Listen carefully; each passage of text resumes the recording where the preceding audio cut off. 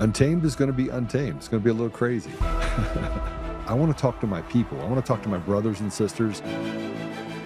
We can have grace and humility in how we interact with other people. Oh, hot dog, look at you. And nobody talked about what's really happening. And let's have conversations about what truth is.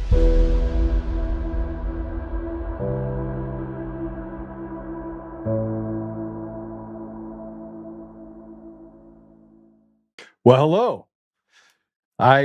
We have a show of all shows today for two reasons. One of which is we're talking about America, and we have this case coming up with Eric Coomer that's coming up in July.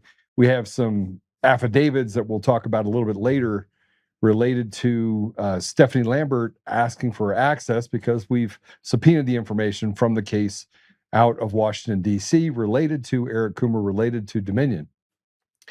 But for the last 5 years, it has not been mainstream. It has not been mainstream. We haven't had Benny Johnson and we haven't had other people talking about the election fraud. They'll just say, hey, there's this overarching election fraud. But there was never a culmination of events, a consolidation that brought things together so collectively. You had Smartmatic and Dominion and all these different organizations that were supposedly doing a public good, mixed in with CISA, that were telling us that we have the safest, most secure elections in U.S. history. And they are still parroting the same words because they have to, knowing that they're caught. And there still are the naysayers. And Peter Boyles, who, by the way, is a radio legend. He's been doing this since Moby Dick was a minnow, back when Jesus was a baby. Poured up in Marconi. So he is in studio with me today. Yeah. And there's some significance to him being in studio. See, 6 years ago, if you would have asked Peter Boyles, hey, what do you think of Joe Oltmann? It probably would not have been favorable. Any other way around. And the other way around. Yeah, it was the other way around. But he had Dick Wadhams and a couple people on his show. And somebody called me and said, hey, you need to, Peter Boyles was talking about you. And I was like, okay, I'm going to call the station. So I did. And we had a reconciliation that happened. Only God can do that. And then that led to me being in studio for about 3 hours with Peter in studio. And we had a great conversation. It was so good we went to lunch. It was so good we went to lunch. Yeah. And we've been hanging out since. That's true. And people would ask him, like, how is Joe? How is Joe? How is this guy Joe? Oh, man. Like, he's fine. But I want you to see this, and I want Peter to hear this as well. Because the dividing factor for us was the elections. And Peter's always been a show me the evidence. And there's so much evidence that we haven't had a chance to sit down and go through it yet. He's still a skeptic. But I think after seeing this is 12 minutes. Please hit the share button. This is super, super important. Pay attention to it. I went into the studio early just for this. So this is 12 minutes. This is the cut from Benny Johnson talking about Dominion and Coomer. Let's go ahead and play it. In the single most thrilling development for law and justice in the Trump era, there was a raid of an election center in America.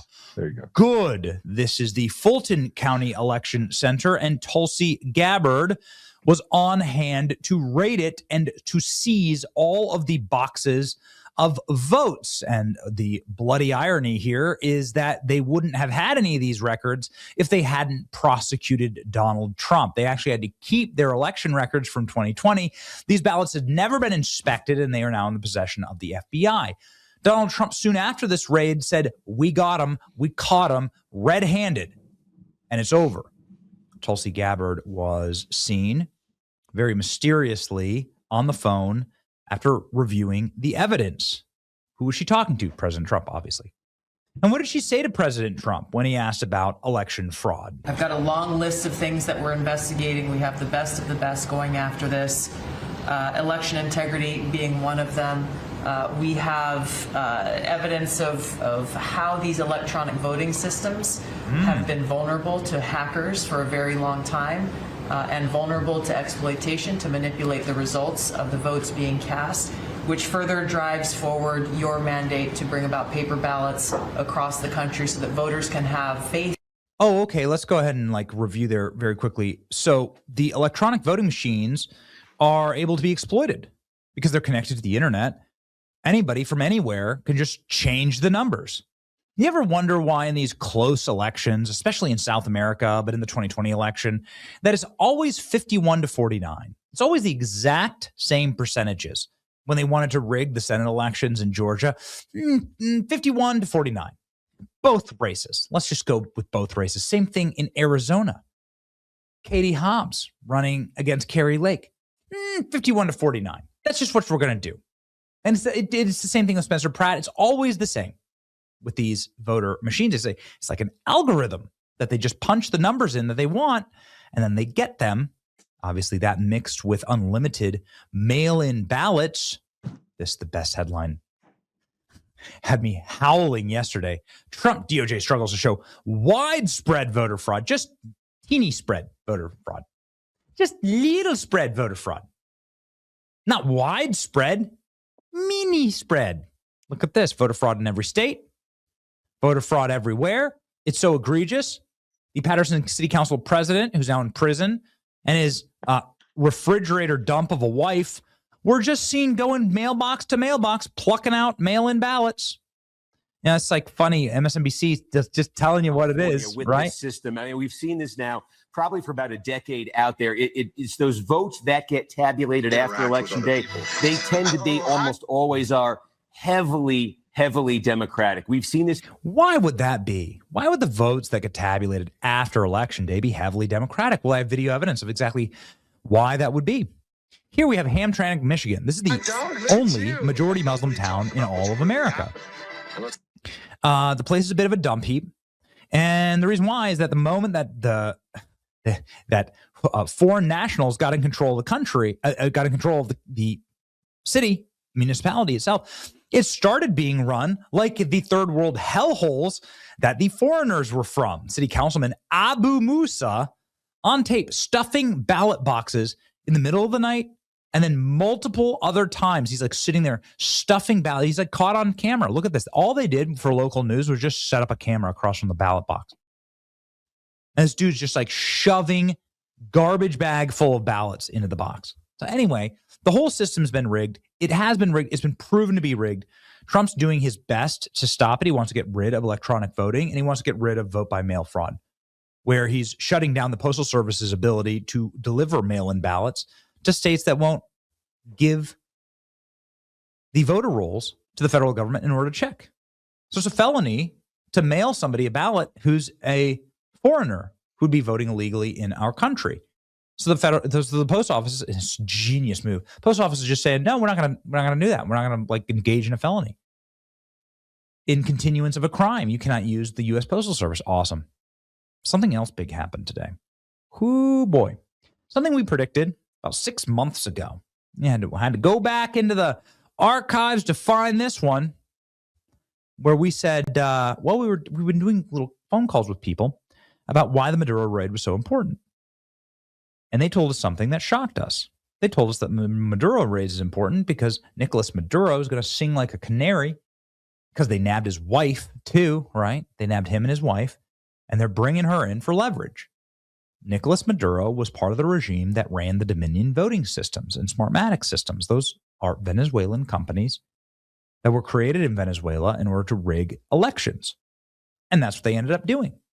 And that the more pressure that is applied to Nicolas Maduro, the more he is going to sing about how elections get rigged. And he knows where all the bodies are buried. And that's what we were told 6 months ago. And boy, howdy, President Trump, as soon as Maduro was black-bagged, started posting about Dominion voting systems, how corrupt they were, how they can switch votes. And now, what would you look at that? Dominion voting has dropped its 2020 election lawsuit against Mike Lindell. Wait a second. Aren't these the career-ending, life-ending lawsuits that bankrupted Rudy Giuliani and that Fox News spent $770 million on settling, and Newsmax spent untold millions on settling as well?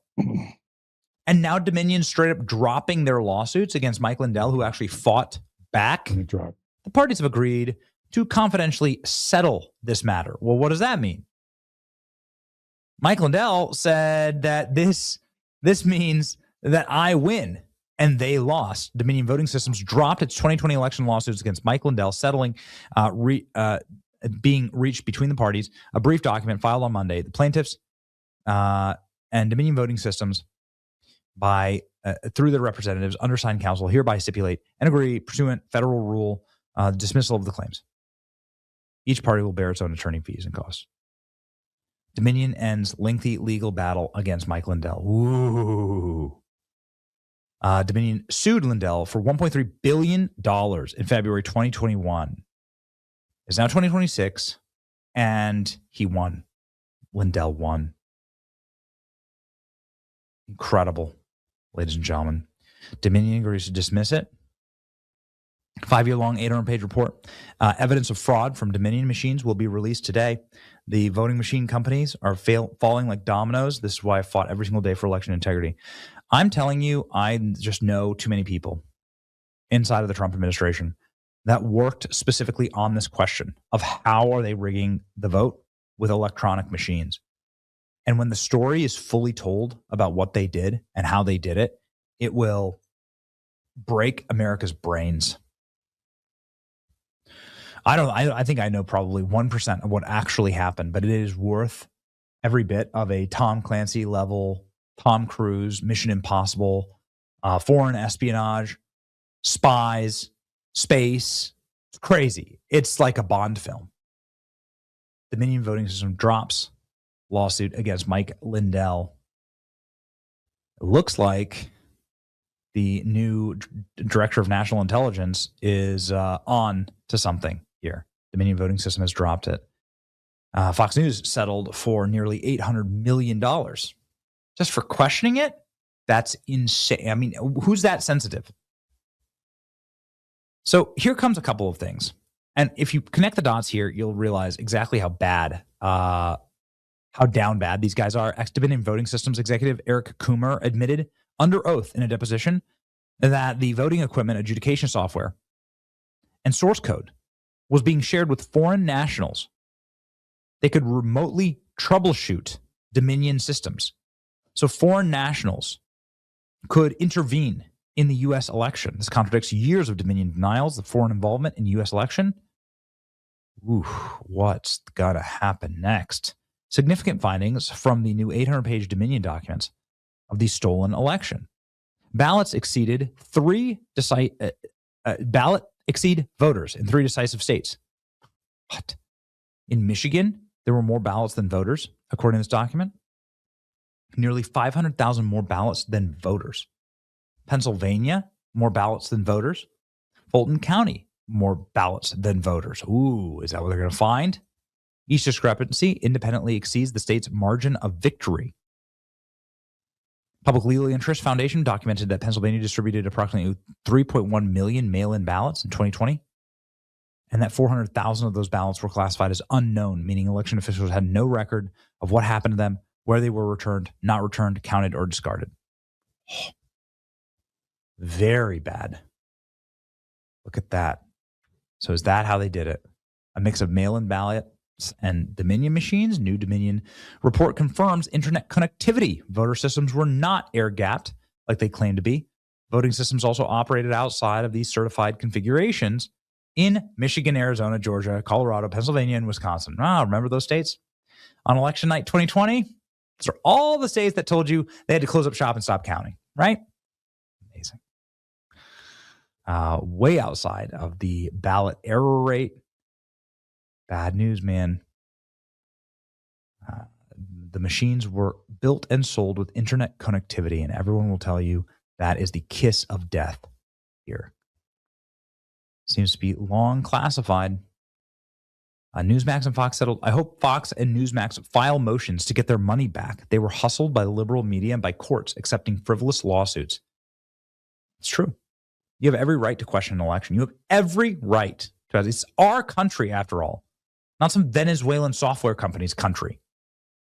This was the level of tyranny that they brought us under Biden. Fox News should have never caved. Dominion knows that they cheated and didn't want to get into Discovery with Mike Lindell. Nobody ever went to Discovery. Isn't that interesting? Give Rudy his money back. Give Lindell his money back. The 2020 election was rigged and stolen. They tried to silence. The biggest voice is calling it out. Huge development for election integrity. Mike Flynn's one of those people that knows the full story, man. There's a lot of evidence racking up. Is it Nicolas Maduro in federal custody that's causing them to like wipe their hands of this? Remember, Smartmatic was just sold, right? So these software companies are now selling for pennies on the dollar to Americans. Smartmatic was sold to a Republican activist out of Ohio.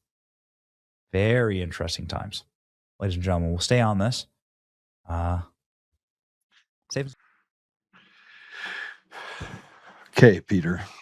Do you really want to do this?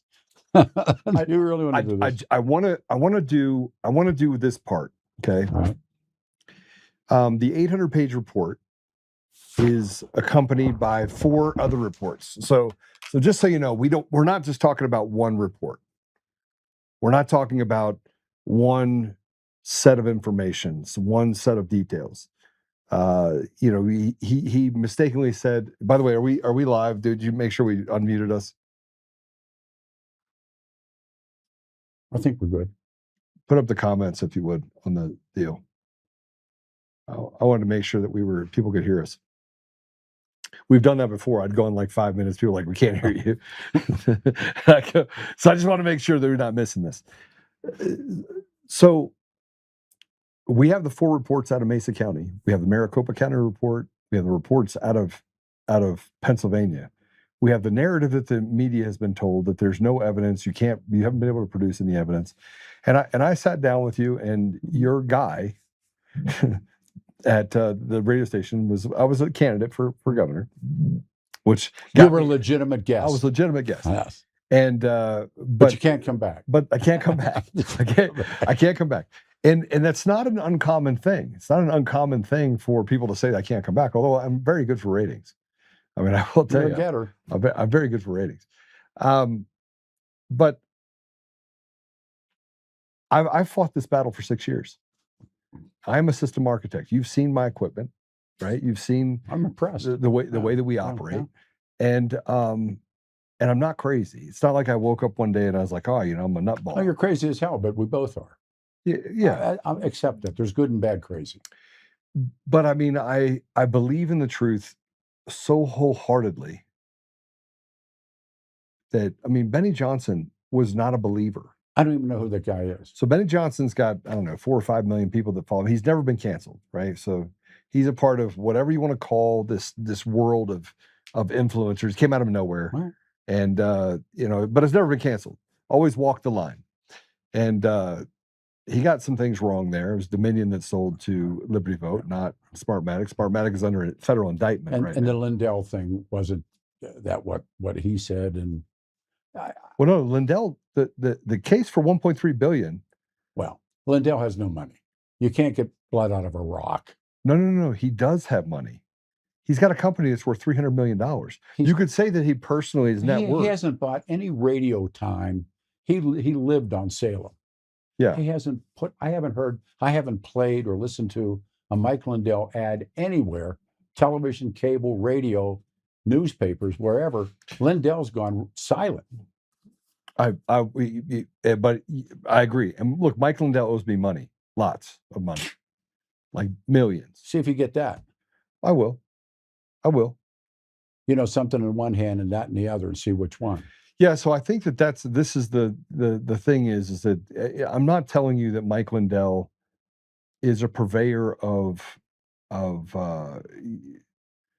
he was a talking head at the time, kept the conversation alive. He was not an expert in anything. No, he had those symposiums. Right. And they took Tina Peters to them. Right, the first one. And then they put up the reward. If you can prove me, the mathematician proved him dead flat wrong, came on a radio show, and Lindell never paid him. But hold on, he did not prove him dead wrong. And he actually won that case on appeal. He won the $5 million case on appeal. The guy took Lindell apart. And Lindell, Listen, I spent 3 years with Mike Lindell. There's not a whole lot you could tell me about Mike Lindell that I don't know. I never met Lindell. I spent 3 years literally intimately at 3 o'clock in the morning. We'd fly into one town, do something that had to go down there, collecting evidence, doing things in order to make sure that the message was put out there. So I know Mike better than I think 99% of the people out there, right? And frankly, Mike is in large part his own worst enemy at times, right? Because he doesn't his instincts are right that the election is stolen, but he doesn't know how to explain it because he's not an expert, right? I'm getting a bit already. People watching sending me notes. What do they say? What notes? Go ahead. Just from a close personal friend. It's a close personal friend that doesn't believe that the election. No, it has nothing to do with this. It says the show looks good. Yeah, I mean, look. My problem, Peter, is that we wasted 5 years that we could have had a beautiful relationship with. It's probably the better that we came here. Things happen on God's time or when they're supposed to happen. But look, the whole what you just played was predicated on him saying words like believe and should and could.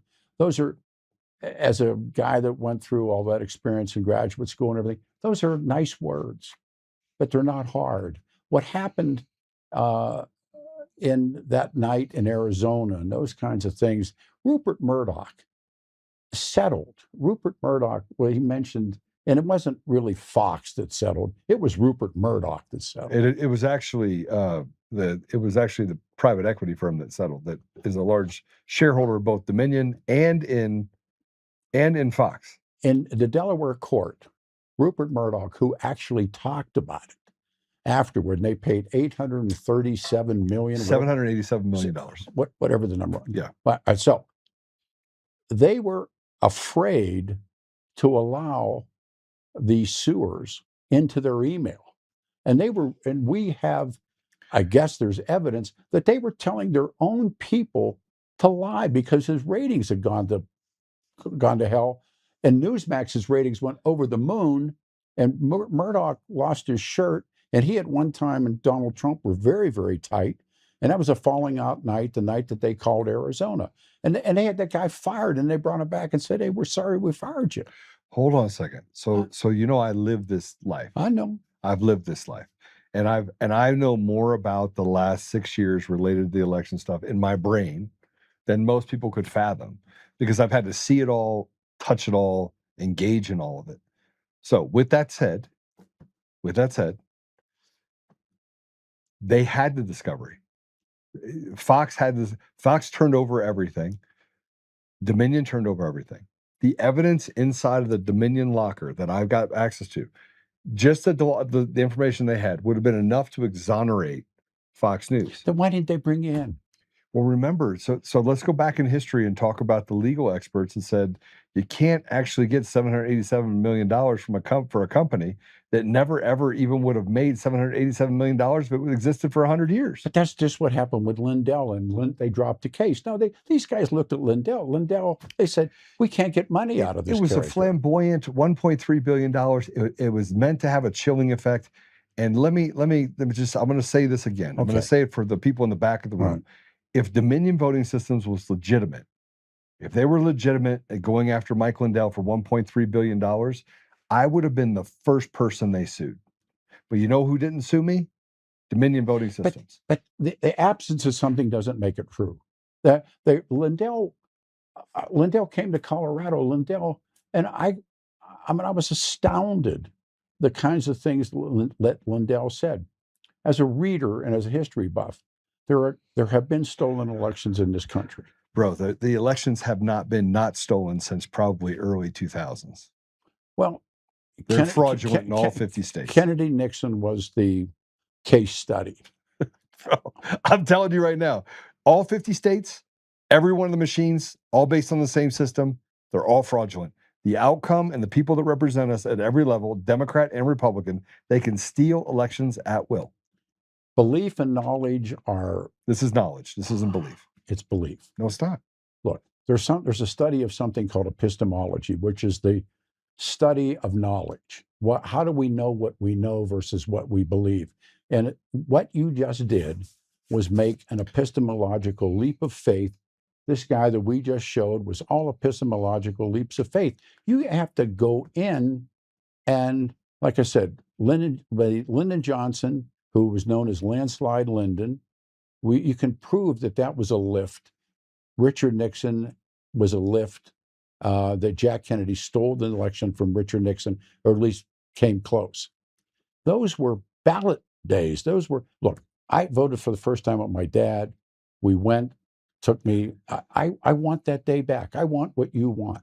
I want a voting day. Brother. I want ID to vote. I think all this stuff, but I know this much, that there's a way that these people can collect, they can harvest, they can do those things with ballots. No, the machines are doing all of it.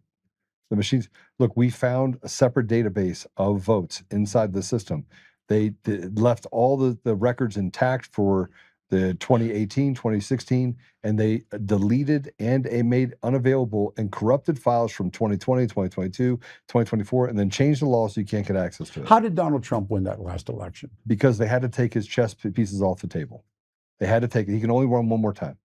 They stole every election around him. They hate Donald Trump so bad, and they hated him more the second time than they did the first time.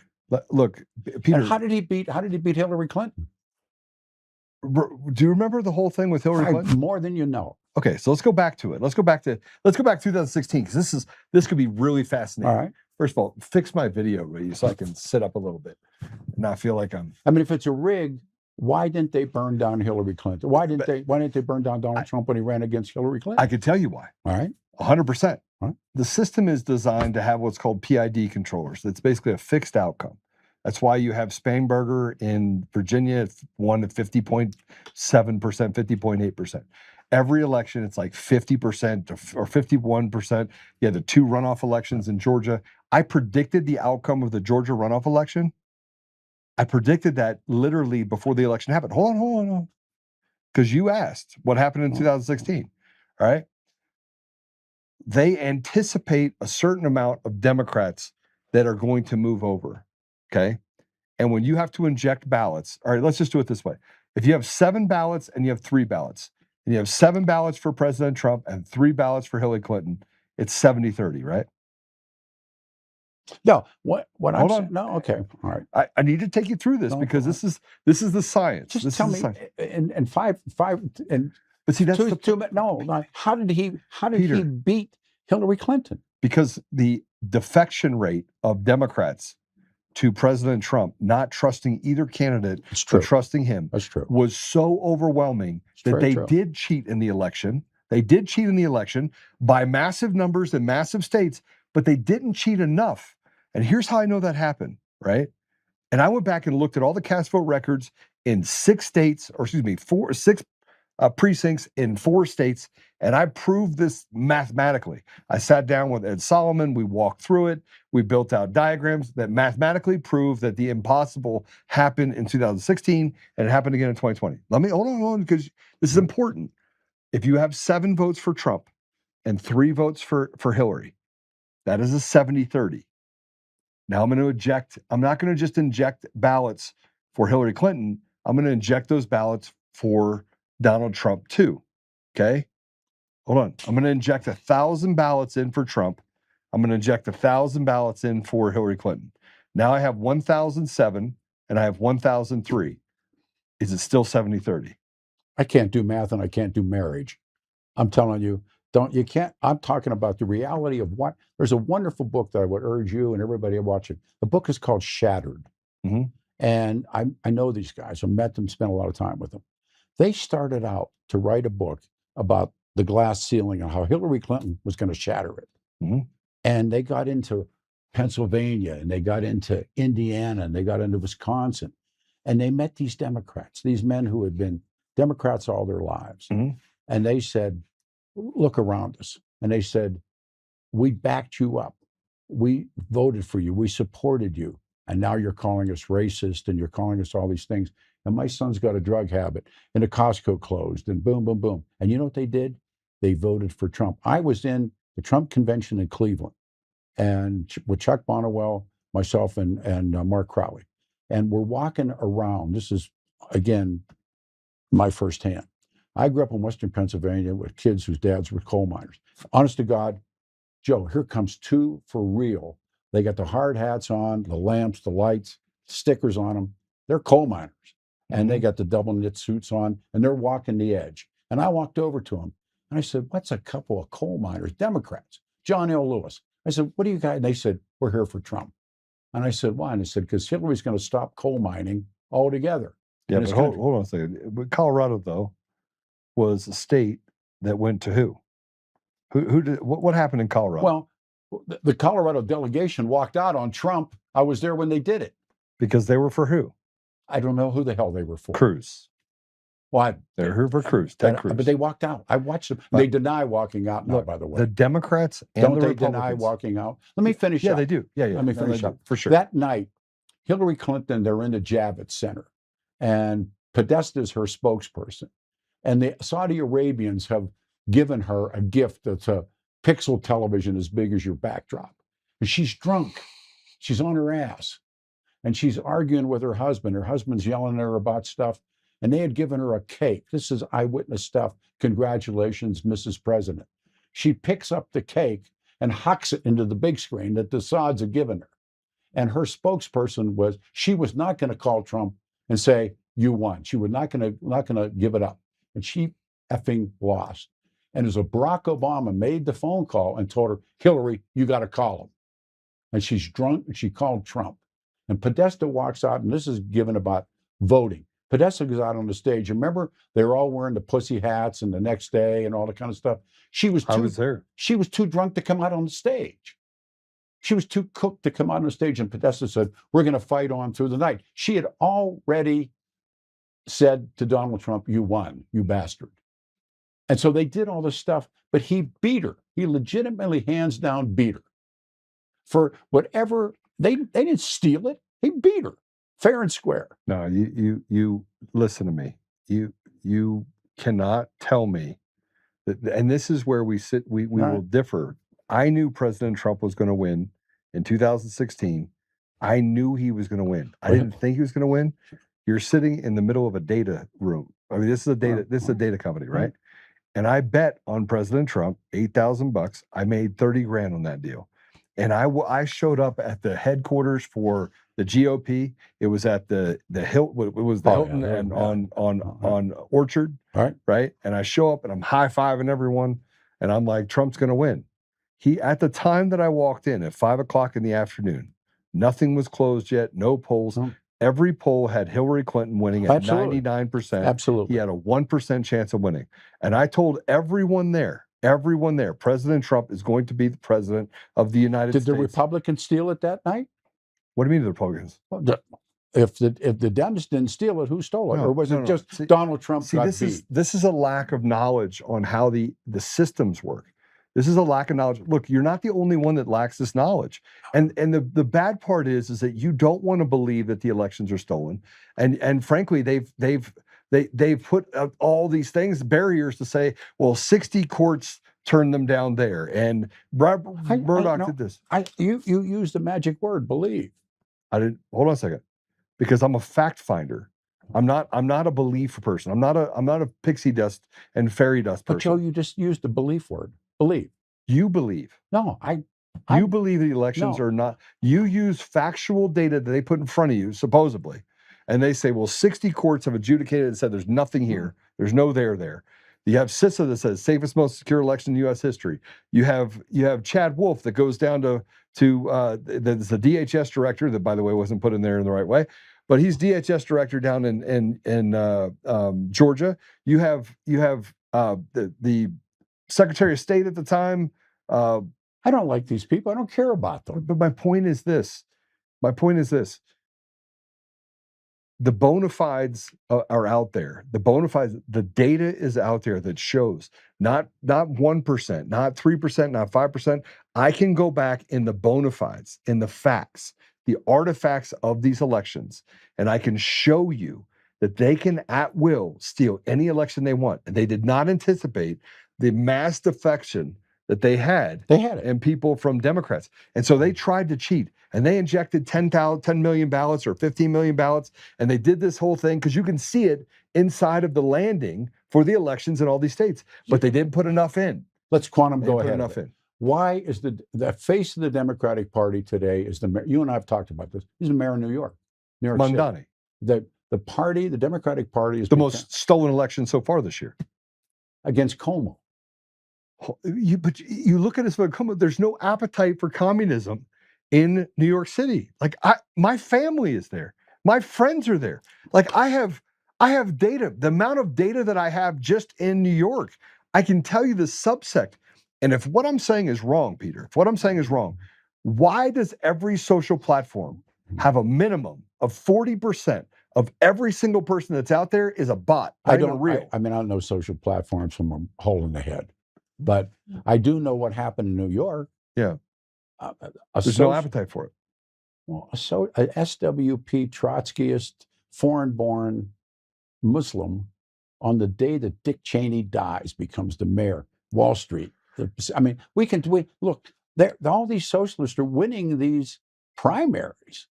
There's some. Look, you and I find enormous agreement on a lot of things. But what did Jefferson Airplane say? Wasn't Jefferson Airplane? But somebody said something's happening here. Listen to me. You don't try to kill someone who's lying. You try to kill someone that's telling the truth. You don't try to cut the tongue out of the man that is lying. You cut the tongue out of the man that's telling the truth. Listen. They came to my house. They tried to do harm to my wife and children. You know what happened to me? I do. And I apologize to you because I felt like, you had nothing to do with it. but I felt like I knew what that felt like. And the idea of someone coming after you, I found mortifying. I found it objectionably, absolutely disgusting. Like my best friend was murdered. I know. And I mean, what happened to me for simply saying no? I mean, that's the world that we live in, boss. But I think that you have talents and you have abilities and you have an immense amount of knowledge. And there are guys like me that have put it all on the line, and it's not for ad clicks. And it's not, I put it all on the line because I don't believe the elections are stolen. I know 1,000% that in all 50 states, the elections at will are stolen from the county commissioner. It is enormous, which is why you need a system that requires one person. I'm on your side. One person. I'm on your side. Yeah. Go back to the first time I ever voted. The old man, we went to William McKinley School.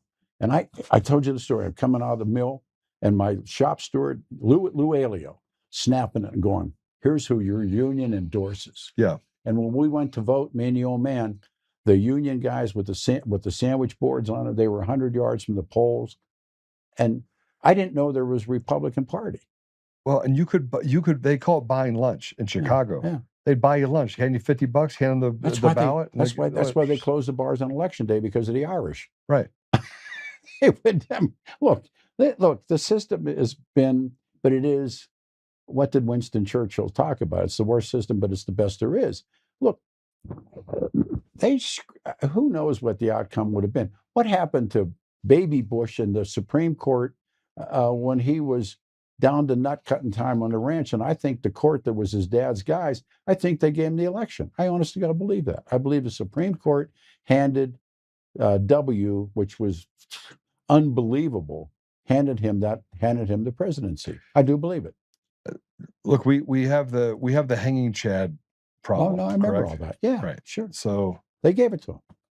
1,000%. Yeah, and I agree with you. And I agree with you. But the elections in large part have been manipulated in scale and in certain areas. Right. But it did not become so pervasive until you had the USPS that got involved. You had the CIA that was able to infiltrate all of the social platforms, the media. The number of people that worked for the CIA that then went to work for media companies and or social platforms went up dramatically in 2004. In 2004, dramatically. And I'm talking 7, 8, 9, 10, 15, 20% of the people that are hired were analysts or work for the CIA that now work in the media. I hate they call it the company, the CIA. Right. Legacy of Ashes is a book. If anybody hasn't read it, wants to sit down and spend 3 weeks reading a book, read what the CIA did. I mean, they're horrible people. What they did. John Foster Dulles' brother Alan was the man. I mean, those guys. Ray Donovan. Yeah. Not Ray Donovan. What was Donovan's first name? Wild Bill Donovan.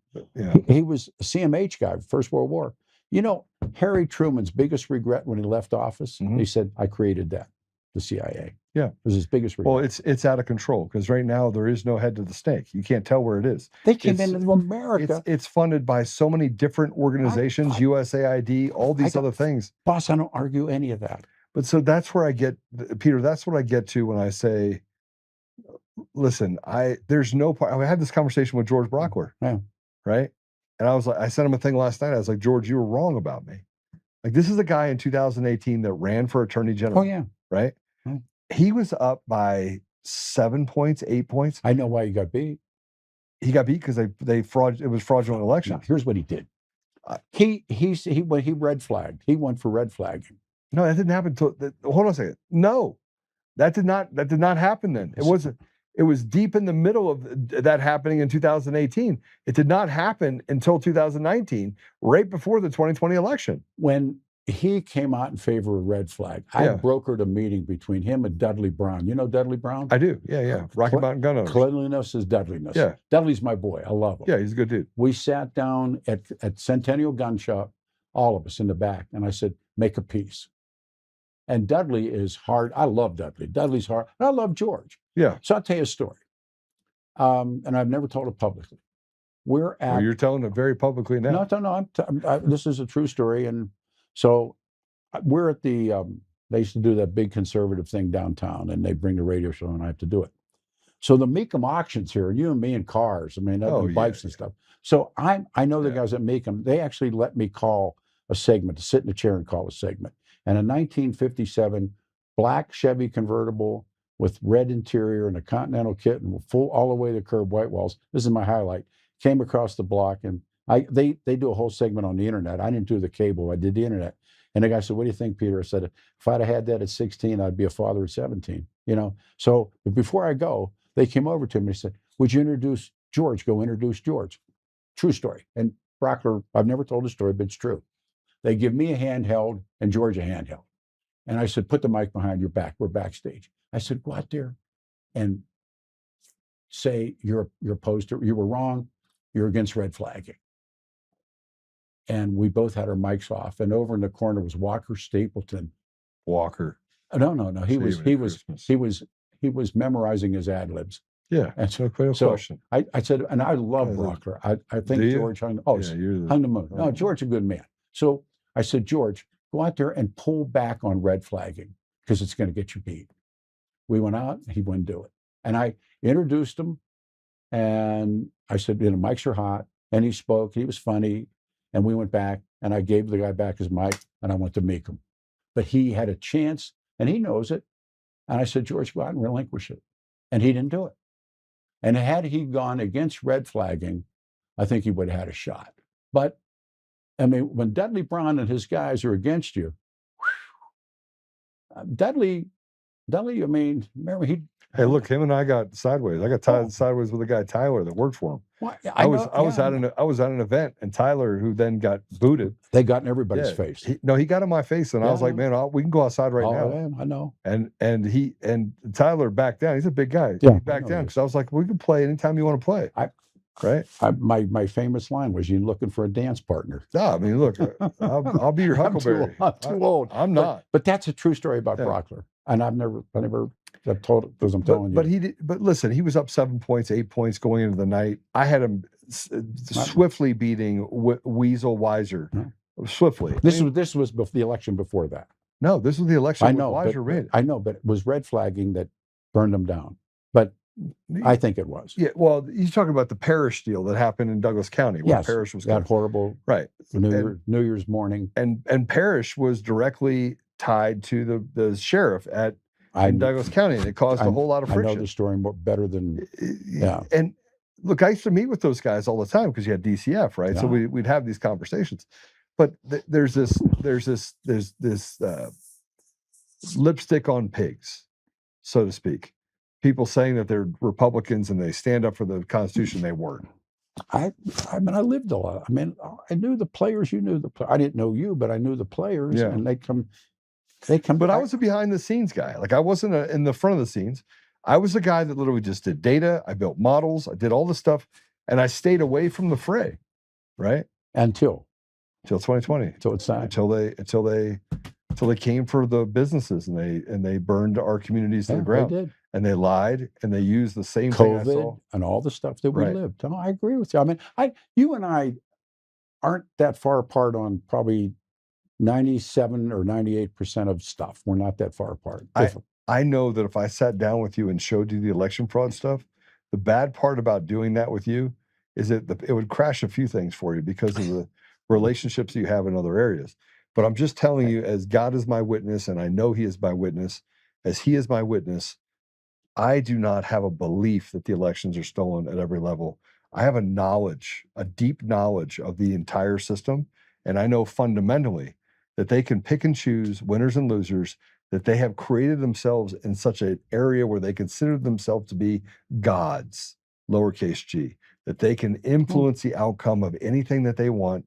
They can steal whatever they want. They can rob whatever they want. And they've been doing it for a long time using harvesting and everything else. Now they don't have to. Now they can make the election look smooth. What's going to happen? What's going to happen in the next election?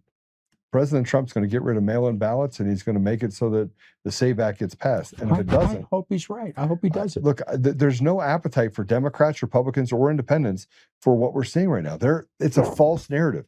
The Kyle Clarks of the world, the liars, the Antifa Clarks of the world, those guys don't stand a chance of surviving this on either side because there's no appetite for Marshalls and the Kyle Clarks there's just no appetite. You and I, we can transition into what happened in radio this last 60 hours. But Clark, to his credit, is a ratings getter. Ratings are money. He doesn't have ratings though. He's a one. You watch what happens when this marriage of 9 and 2 and everything comes together. They're going to have 3 newsrooms. They never renewed his contract. Kyle's gone, and nobody's unhappy about it. I think he's worried. That guy's been in Denver for a decade. Yeah. And I have more people that follow me and watch my show in a day than watch him in an entire month. But that's the conversation we had before the cameras went on. Yeah. Well, why? They've canceled me from every platform, and I still have more people to follow me. What I'm saying to you is I can't say who I had breakfast with this morning, but a player. Yeah. And they shot iHeartMedia across the United States in the last 60 hours. Or 200 people. I thought it was 250, but okay. Yeah. But they shot him out of the saddle. Yeah. One of our friends, talented people, Ryan Schuling. Uncle Nasty, Brett Saunders, Denise Plant. Denise Plant's the nicest woman that ever walked the earth. Gone. Brett. Saunders did mornings. He was my intern. He did mornings for 29 years. Yeah. On KBC. Well known. Didn't matter. So it's burning. They kept Ross Kaminsky. That guy is like a talentless, empty shell. But they burned but they burned guys down. I know what they did because my mentor and my dearest friend, and I won't name, but everybody can. He quit the job because they would fly him into New York. They'd call him and say, "Come to New York tomorrow morning." Yeah. And they'd bring his number 1. He'd go to New York, and they'd hand him a piece of paper with names and salaries. Go home and fire these people. Huh? And he couldn't do it. And so he retired. He couldn't. And I witnessed taking single moms. They would take them who did the log, and you can hear them crying. And I had my guy with me. I said, "Come on, we got a business here. Let's go. Get out of here." And because that was what they were doing. Yeah. It's X's and O's, and the decisions were made in San Antonio. They weren't made here. They're made in New York City now. Yeah. Oh, are they? I thought it was San Antonio. Well, no. So it's where the money market, where the stock is. It has to be a performance stock now. It isn't a radio show anymore. But the problem is that they've made themselves a little bit obsolete by the fact that they're top heavy. If you kill your talent, what are you going to sell? And so who knows what Monday morning on K-How is going to be, but it's going to be syndicated. Well, and it's syndicated, and frankly, there's no appetite for local, which is why we have some pretty neat stuff to work on. We're going to take a quick commercial break, really quick, 2 minutes. We'll be right back. And when we come back, we're going to talk about what's happened with iHeart and what's happening with the market. Because I think that, you know, Peter, you've been in this business a long time. Too long. And and we're going to do it again. right, we're going to do it again. Round Just the so you world guys and know, going round the world and going we're going to again. do this again. We'll do a commercial break, and when we come back, we got lots of stuff to discuss.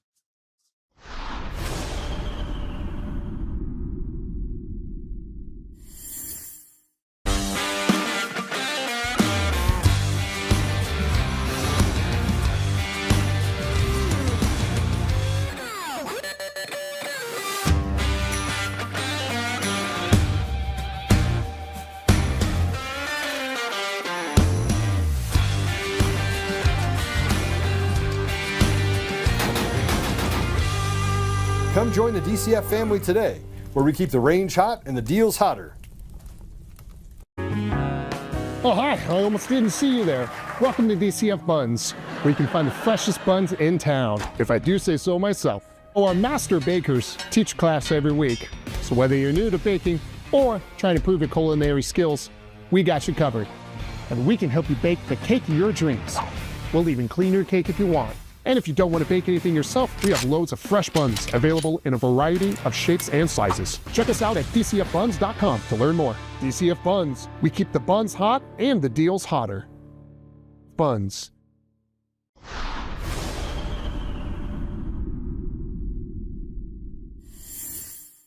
Okay, sorry about that. Quick break. So Peter, iHeartRadio, the largest syndicate. You have Bonneville, Right. you have Salem. Salem just sold. Yep. So Salem is now off the table. That was more of an They're asset still flying under the title of Salem. for the moment. Yeah. For the moment. But private equity came in basically and wiped them out. Right? Or bought them. Bought them. I say wiped them out because it's going to take out some of their debt, because some of the debt wasn't purchased in this purchase. So it's going to change things. But took it private. Took it from publicly traded entity to a private entity and absorbed some of the debt, but not all of it. And some people had advance on notice and they made some money on it. Yeah, quite a bit actually. Indeed. Yeah, so I think the stock shot up to like $3 or Yes, something. it did. Yeah, Yes, it did. yeah. You knew something had to happen, but they had already spun off some of the stuff that they do on the marketing side. They sold their music stations, and I witnessed some of that. But Bonneville's owned by the Mormon Church. Indeed. And then you have iHeartRadio, which is publicly traded, has gone through bankruptcy now twice in the last 2 decades. Huge debt load. Yeah, and they were able to basically restructure a lot of that debt in 2015. Yep. And then they survived it. They survived this kind of bloodletting and restructured it. And they keep restructuring the restructure to restructure the restructure, and not adapting. They adapt to doing digital media. Same thing that Salem does. It's almost a kiss of death when you push over and say, okay, I'm going to do programmatic stuff over here, and I'm going to try to still stay relevant in radio, but not adopt the radio stations to the same format that we do here, which is video, audio, big choices, right? I could run that company so much better than they did. But iHeart now is through this is another bloodletting. This is probably the purge. third time in the last 6 years. I've dubbed it a purge. But they kept around some non-talented people like Kaminsky. But they got rid of a lot of it. I mean, I think and not that I can second guess those jokers, but when you get rid of a Brett Saunders, or Denise Plant, and they're non-political. I mean, they're jocks, and there's a lot going on. I mean, but across the country, since I'm reading the trades, they shot people. They guys who were on the air for 30 years in Allentown. They shot them, took them out and shot them. Give them a cigarette and a blindfold, put them up on the roof.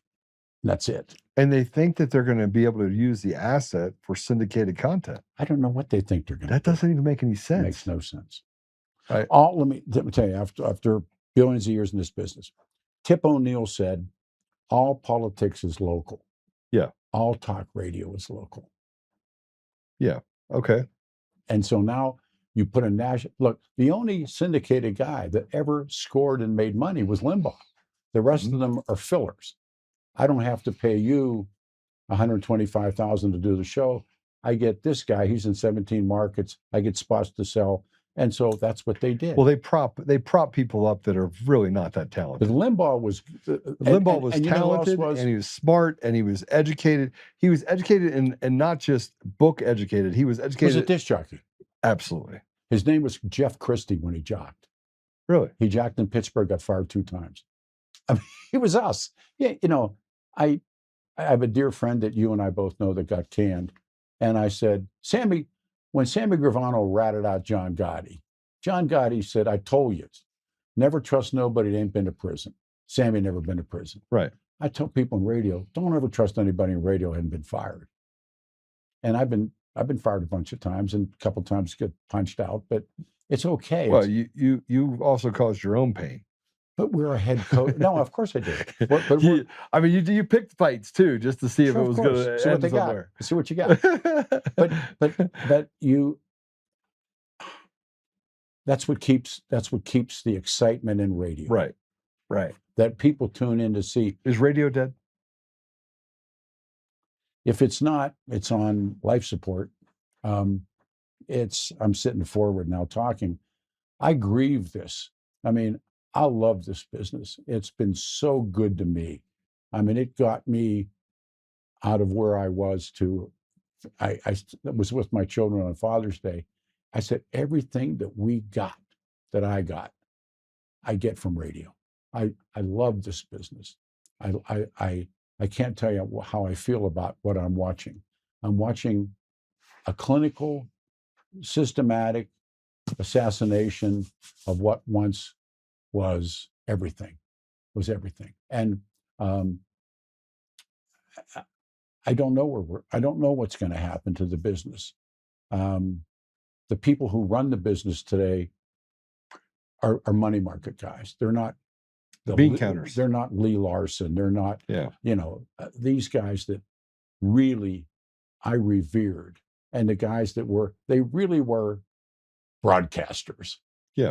They're, and not put this guy on the air and just, and is it over? And Cat Ballou was one of my favorite films. Yeah. And they bring in Kid Shalene, played by Lee Marvin. And he tells him he gets drunk, and he's got Frankie Ballou, and he's got drunk, but his gun's moving real fast, and he's become the gunfighter again. And he goes, it's all over in Dodge. Yeah. And he does that whole thing, the soliloquy about what were these cattle towns. And it's all over at KOA. It's all over at KHOW. Yeah.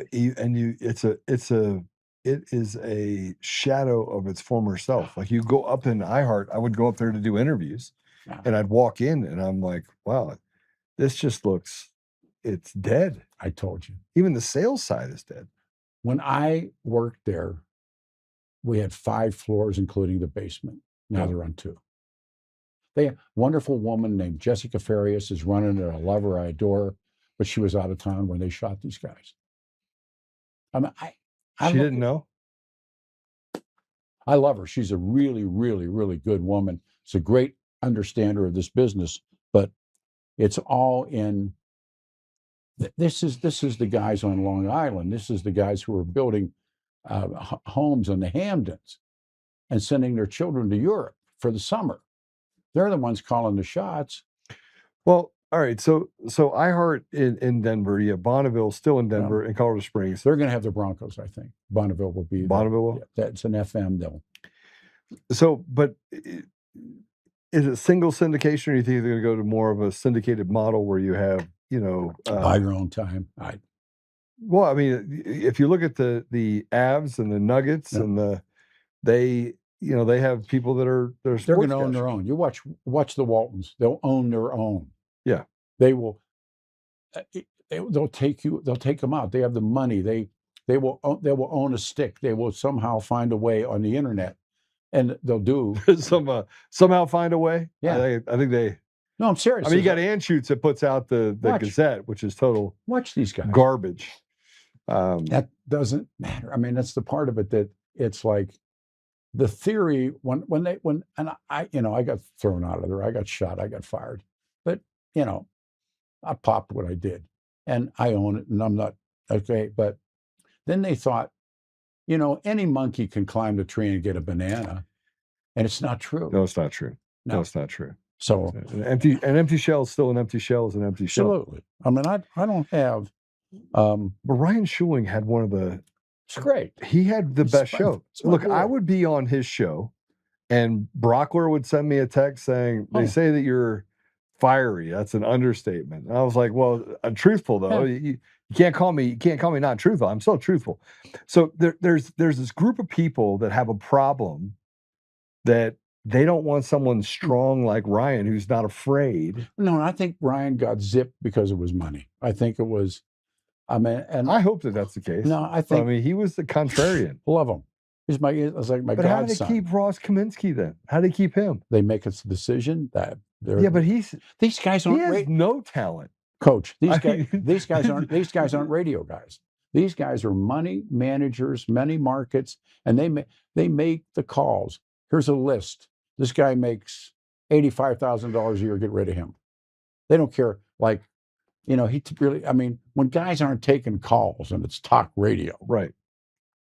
Yeah, But- but you have got you. I mean, again, there's a certain portion of it that seems political in my view, because when you keep like I watch a few radio stations. Like I listen to your show, Huh.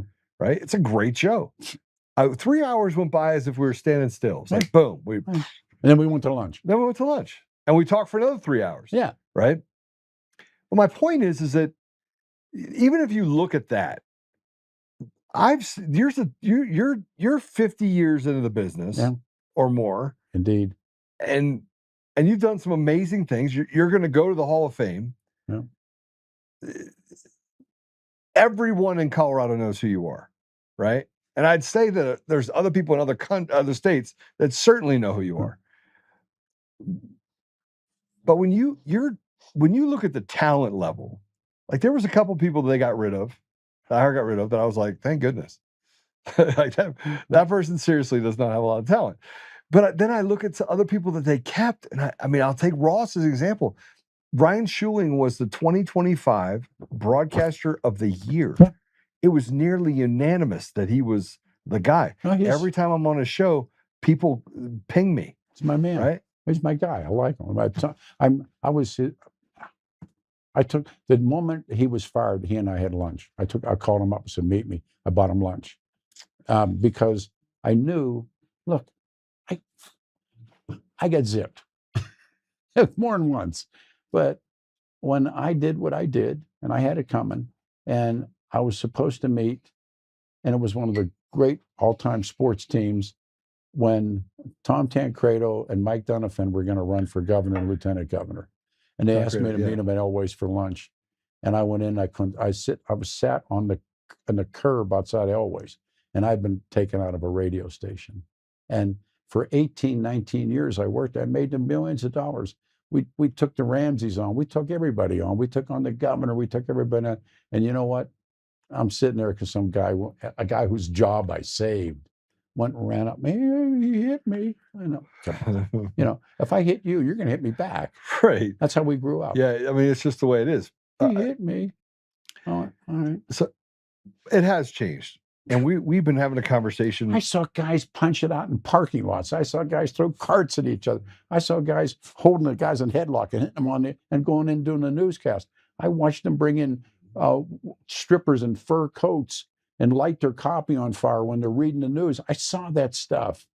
I mean, the strippers in fur coats, that'd be a good story. I saw guys looking for guys with guns in their pockets. I mean, I saw what radio was. Yeah. When guys delivered flowers that were dead when a guy had a bad show, or they would take guys and they'd call a guy's a hot jock, right?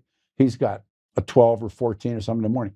They'd have the fake call and offer him a job in New York. It was a lie. It was a con. They go, no, they make a whole deal. Come to New York. There's no job for him in New York. They got him out of the market. I mean, that's where the guys, I mean, they were like, we gave away cars.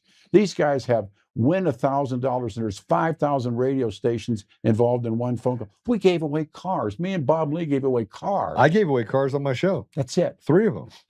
Watch. That's not, you know, now there's a contest. You can win $1,000, and what you don't know, it's an 800 number, and you're involved in 60 other radio shows.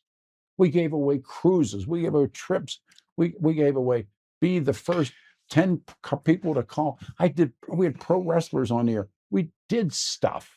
Why can't we get back to that basics? We can. I know. Which is why I'm so excited to tell you guys that we're working on something really, really spectacular.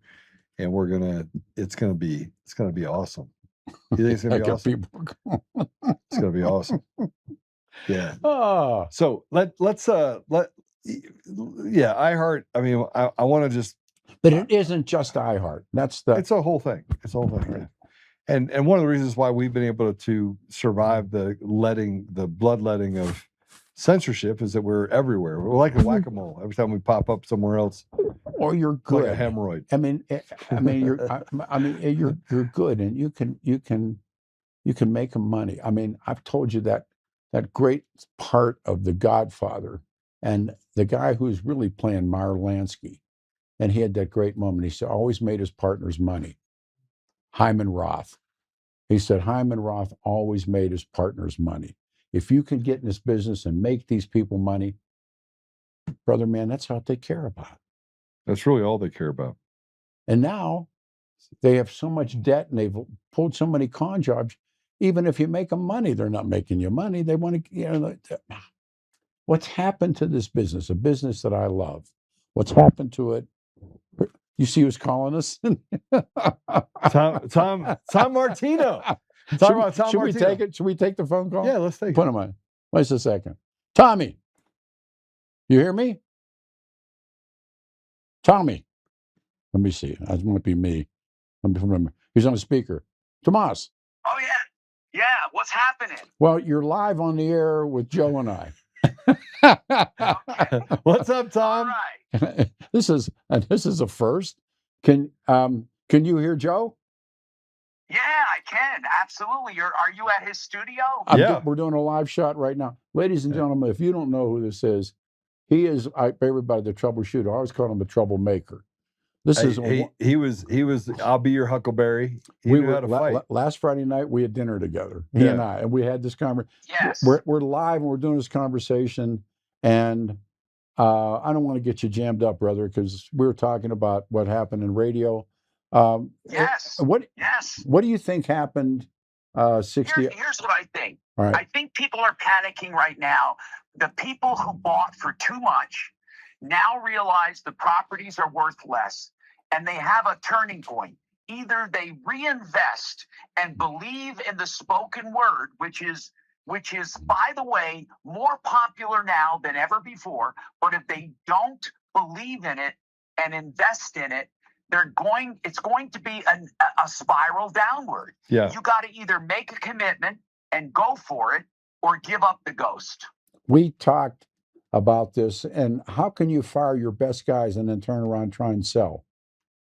Well, what do you sell? You have to have content to sell. You have to have an audience to sell. You can't just throw anything up there and do it. They think money is fungible, meaning that, and I'm saying true.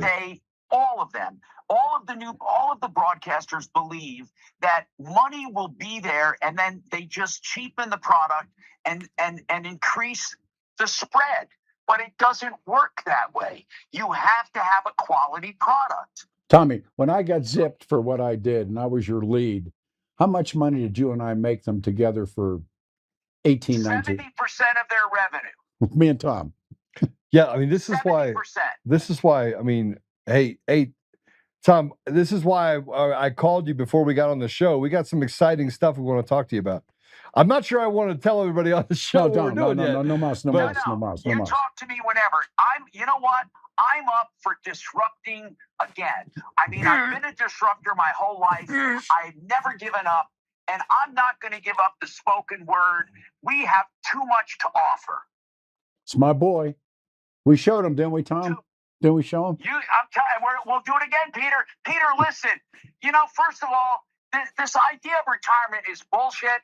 People want to be viable. My boy. People want to do things. We have a lot to say. People need an outlet. This idea of not having phone calls or not having people need an outlet, a live, real outlet. I agree. That's why I put the comments up so I can read some of what people are saying as they talk through things. And by the way, Jeff, I just want to be clear that I'm the one that got rid of the spam one on there on Rumble. Tommy, we'll call you when the gig's Yeah, over. we'll call you when we're done. We'll join call you in You a do second. that. All right, close. All right, Love brother. you, man. See Bye. you later. Bye. There he is. He's a legend too. And Tom Martino is he used to eviscerate. Look, if you owned a business I'll and you tell you didn't what. take care of people, he would call you up on the air Jack you. and he would jack your business to death. People for fear of him. I used to threaten people with him. I did. I said, "You want to hear from Tom Martino?" No. And I went on the air at 5. I'd come in the studio 3 o'clock, 3:30 in the morning. The phone would ring, and I'd answer it. And a voice would say, "Can I talk to Tom?" I said, "Put you on hold." And said, wait. And, He'd help single moms. He would take it to the mat. Well, Like he believed it. Yeah. Still does. And he does. Yeah. He's with Stephanie now, and we were all together. I mean, all right. So right. just so everyone's aware, we have what I consider the NFL team of players that over the last couple of days has come together. And let's see. And Peter and I were talking about this literally a couple of days ago, and he's like, I haven't been this excited, since I had my first date. And even then. But I want to plug Patrick right now. I want to plug Patrick real quick because then I want to talk about some of the other things that are happening in the thing. We have a studio. We'll do commercials for companies, and we're really good at it. I mean, we have PepsiCo. We got big corporations that use our services. But I got to say this about Patrick. Patrick is a stud. And one of them said, "Hey, we need some talent to come out for this shoot for an internet company." And so I was like, Patrick's like, "Hey, Joe, I'm going to go do this thing and shoot this commercial."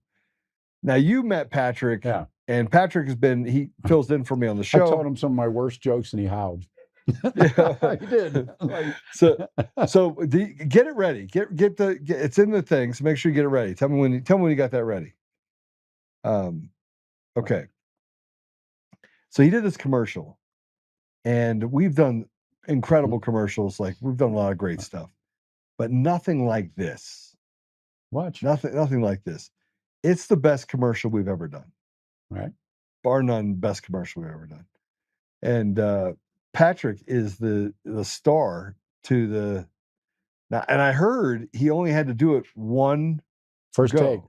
Cold read. Is that true, Patrick? One take or two takes? You get a first take, you're good. All right. All right. Yeah, you got that quickly. Anyway, it's uncommon. It's like being live all the time. People say, oh, they record their show and then they put it out there. Being live is different. Yeah. It takes a different animal. Not everybody can do it. Oh. Are you got it ready? All right, let's watch this commercial. This is our main man, Patrick. It's me, Tommy Midway, your personal internet attorney. Have you ever personally been victimized by big internet? Then call me. I'll help you get justice and switch to Live Oak Fiber. My Wi-Fi stopped working and all big internet gave me was a bundle. They just gave me a mobile phone line. Whack bundle phone lines? We don't do that here. I'll help you switch to Live Oak Fiber and get the internet you deserve. Go to liveoakfiber.com and switch today. I eat big internet for breakfast. That's good. Isn't that great? It's more than good. Oh man, it's so good. Yeah. But my boy, plug the team. Yeah. So I'll just tell you right now that if you need help, actually, I for fear of the radical left saying stuff, just send a text or an email to joe@untamednation.com. I will tell you that the clients that we do, even like the stuff we do for Pepsi, Pepsi has to use, in most cases, they have to use union talent to write their commercials. So we'll spend $5 million on a commercial. We'll do a full shoot. You walked it in. Yeah. I mean, this was, you should see some of the other stuff we've done. It's pretty amazing. Anyway, I had to pluck Patrick because, they great work. I don't know. We're coming up on time. I got to tell you what this place is, and I've been here twice. This is border radio. It really is. This is the stuff of legend that it will be. Yeah. There was a concept that was called border radio, and it was where Wolfman Jack, we were talking about it. But Bob and I, my mentor, Bob Lee and I, Johnny Rodriguez, and I'm a David Allan Coe fan, and David Allan Coe just passed away. And David Allan Coe had a song about country DJs and being in a bar and cowboys and hippies and everything. But he has a line in the song that says, long before, he said, Johnny Cash helped me get out of prison, long before Rodriguez stole the goats. And everybody was stumped at it. And me and the old man, we meet John. And Johnny Rodriguez is in jail for stealing goats. Yeah, this is a true story. And Johnny Cash is playing, and the sheriff went, and Johnny's singing in the cell, and Johnny Cash goes, the sheriff goes over and says, you gotta hear this kid sing. And Johnny Cash comes over, and Johnny Rodriguez is singing, and it gets him out of jail. So the song and the line in the song is, Johnny Cash helped me get out of prison, and he was in Ohio in a penitentiary long before Rodriguez. And as a song, as the line goes. So we're doing a show, and you'd have loved them. And we were talking about Tex-Mex border towns and the radios and stuff. And I said, John, what was the toughest bar you ever worked? And he said, I named someplace. And he said, this guy said to me, and he said, he said, John, he said, you got a gun. John said, no. Guy said, well, you better take this one. And that made the whole, Joe, you got a gun. No, you better take this one. And this is the chance. Yeah, I think that we're in that place where we could build something pretty spectacular. And I was onto that when I was building the Frank Speech Network, right? We'll get them. And so we're going to do something pretty crazy. You guys are going to be pretty excited about it, and just think big, because it's going to be really big. Right. And we're going to have, that I heard somebody say that they don't pay for subscriptions. Watch. I don't actually want them to be a subscription. I want it to be a mixture of advertising. Imagine if you got all your sports, everything in one place. It's going to be great. Final story, and then I got a friend calling me, and Mother Nature calls. So you remember, and you won't remember, but people that are my age will remember, Chevrolet would do a commercial, and on top of a pinnacle, a mountain, they would have a woman in a prom dress and a Chevy convertible with the top down. Yeah. And the helicopter would go around and shoot it. And the woman in the commercial is always called the promise. The promise is, you buy the car, you get her. That's right. Which is nebulous, but it's called the promise. And so the old man told me the story. And so somebody came up with an idea about, well, we will release a condor, and the condor will soar around while they're shooting it. Well, they get this condor, and they got him up in the helicopter, and everybody's set to go, prom dress, car, and everything. And the voice says, release the condor. The condor could not fly. It was raised. Oh my gosh. No, for Tuesday. And a condor does right by everybody. And so there's a gag line that came out of the 50s and early 60s in advertising. And you and I are going to use it. And when everything would F up, somebody in the background would yell, release the condor. And they knew. We're going to release the condor. We're going to release the condor. We're going to release the condor. On the Venom. On the Viper. On the Viper. Thank you. It's going to be pretty spectacular. Well, I'm going to let Peter go do his stuff. I'm going to talk a little bit about President Trump, then we're going to wrap up. Peter, thanks for being on with me. No, IOU is awesome. And this guy, and your team is the best. They are the best. Oh, yeah. And these guys are like anywhere else they'd be in jail.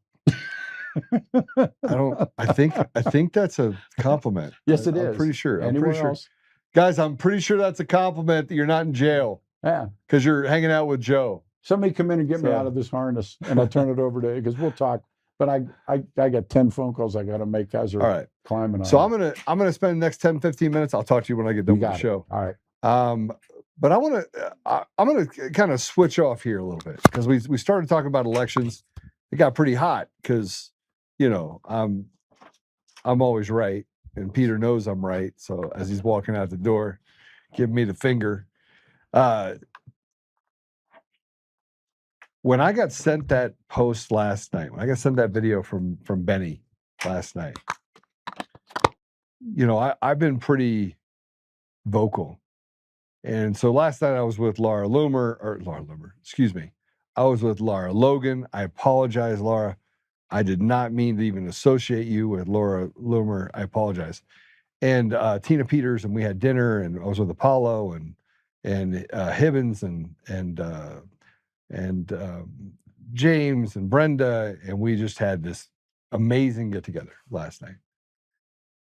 And Jira, Joe is right again. I'm typically right. But last night, I saw the conflicts that can occur on our own side. And elections is one of those sides, one of those things. See, people want to believe that elections are not fraudulent. Matter of fact, they can't even imagine what it would take to build a system, let alone how do you dismantle it and make it so that you can actually steal elections. But a lawyer sent me the email or sent me the message last night.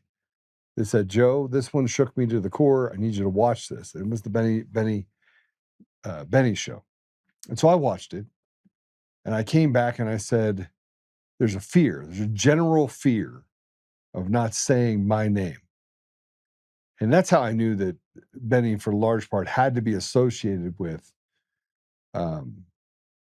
he had to be associated with some sort of intelligence, right? Just how he came out of nowhere and what he did. And there's a feeling, there's something out there that's like this friction that gets created on Joe Oltmann. It is. I just said it to Peter. Dominion voting system did not sue me. Why? Like, I should have been the first person out the gate that they sued. The first person. Not Eric Coomer suing me, but Dominion voting systems should have, on January 7th, 2021, they should have gone to drop the boom down on me.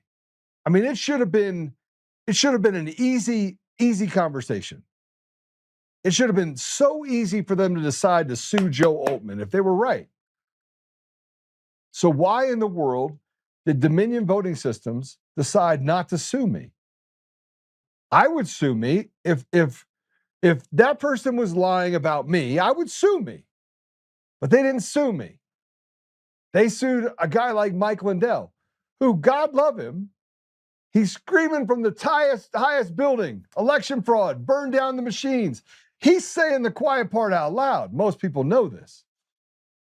Most people understand that the elections are stolen. Anyone that's smart understands that the elections are fraudulent across the board.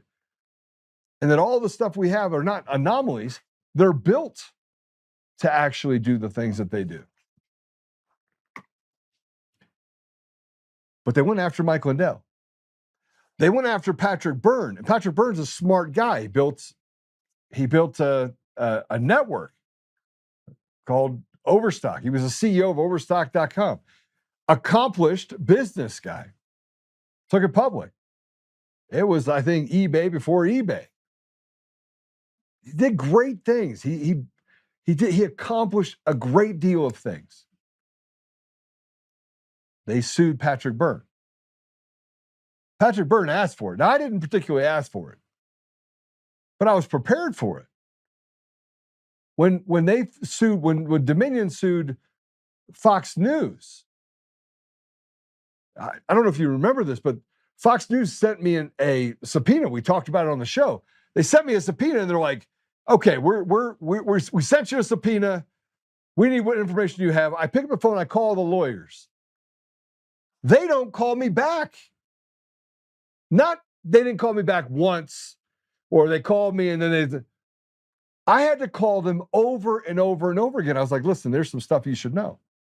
Give me access to all of your discovery, and I'll build you a blueprint. I'll literally show you what pathway to take." I testified at Mike Lindell's trial for 2 days straight.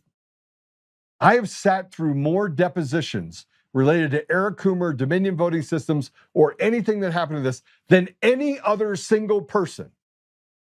I have never pleaded the fifth. I just said I would not give up the Antifa kid, which he finally told me what his name was and said, "Oh, by the way, it's a pseudonym for a guy that was a civil rights leader back in the 1800s. I found that. I was like, "Well, you could have saved me $160,000.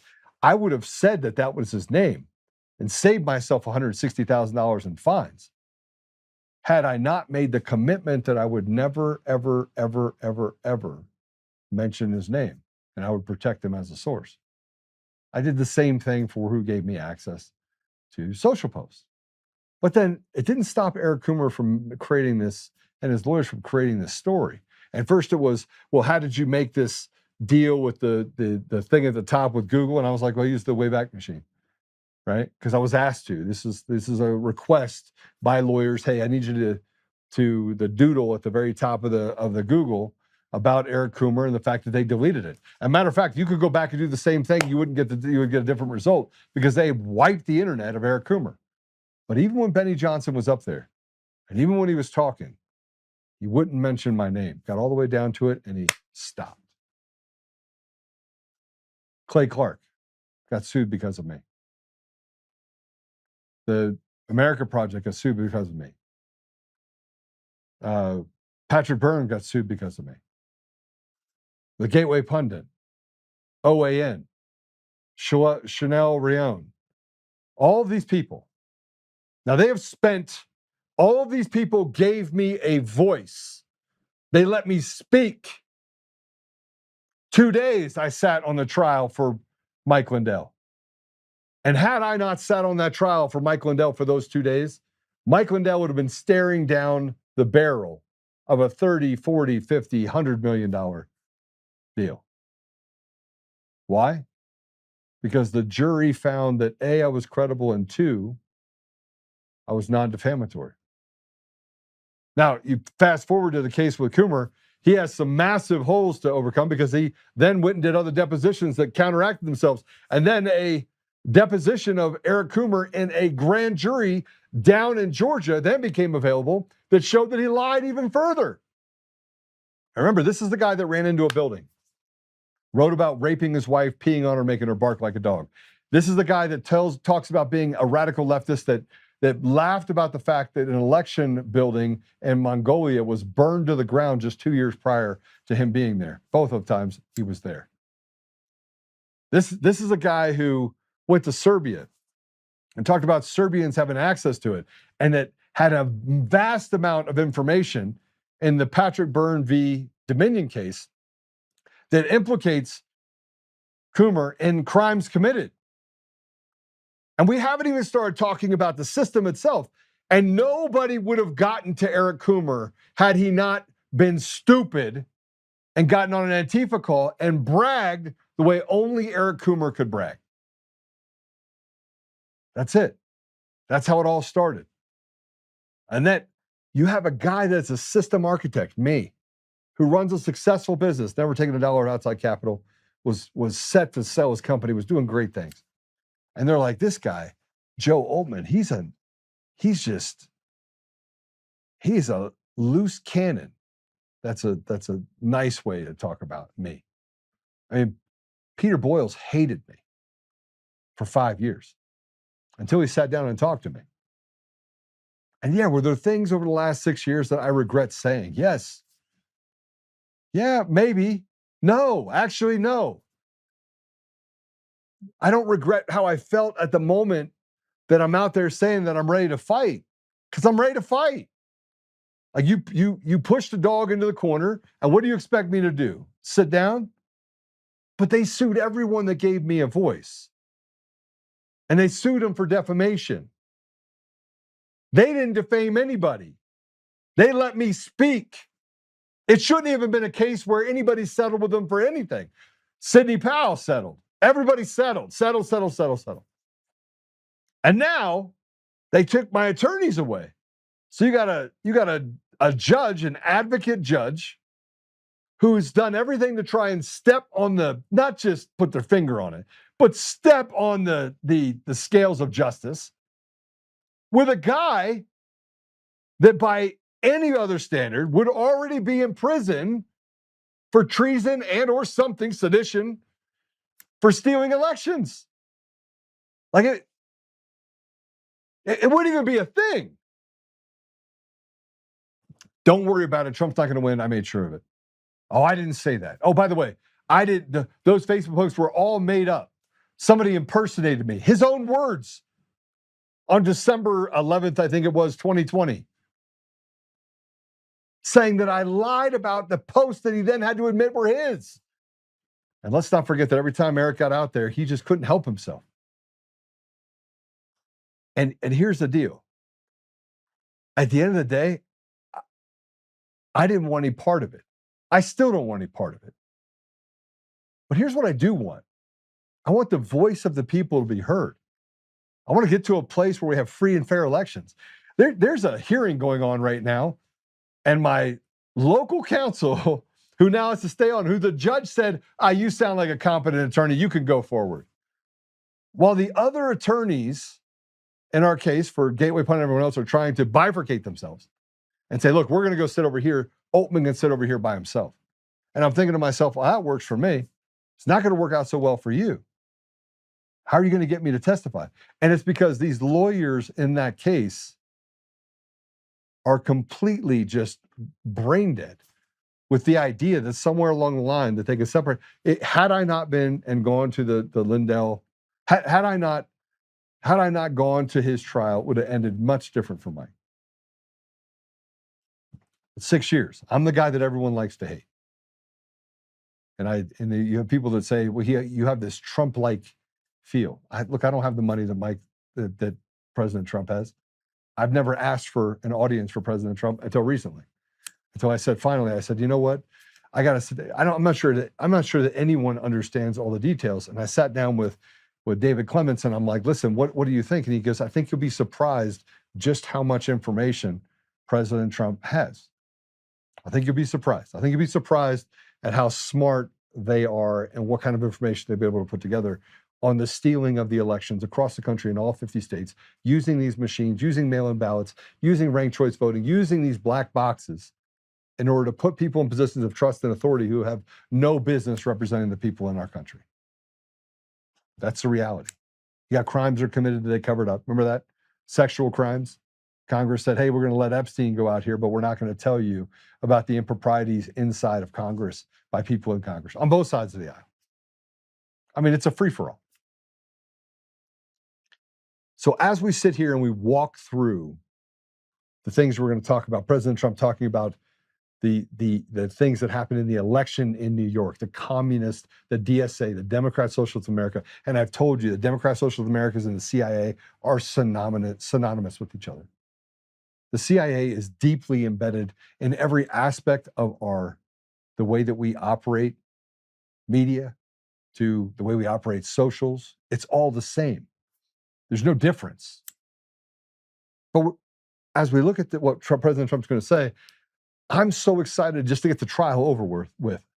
I don't even care what the judge does at this point. I'm going to be able to speak at my own trial for defamation when the only people that maliciously prosecuted me were Eric Coomer and Eric Coomer's attorneys. And then they used the media as a beat stick, and they came down on me, and they came down on my family, and they made threats. And they're like, man, why doesn't this guy just step away? Why does he keep telling everybody to fight? Because it's our obligation, because all of the opportunity that I've been given, our children deserve it. And yet, what they tried in the poorest of communities first, they now have brought to the suburbs. And now the suburbs are just filled with crime. They're just absolutely just infested with it.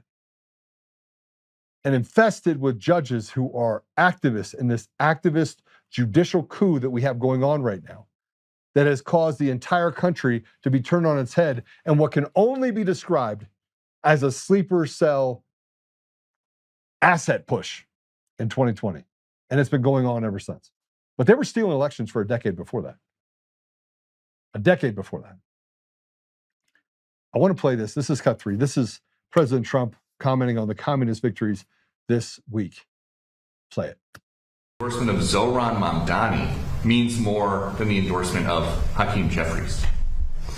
Well, they're going radical left. They're going really, you talk about the Democrat socialists. It's really communist. That's these people. I watched that woman last night. That's not a socialist. I know socialists. That woman is a communist. And what they don't say is that I was 16-0 last night. But mine were a little more boring, a little more mainstream. They were Republican conservatives, but we were 16-0. And if you look over the last 2.5 years, we're about 347 and just about 0.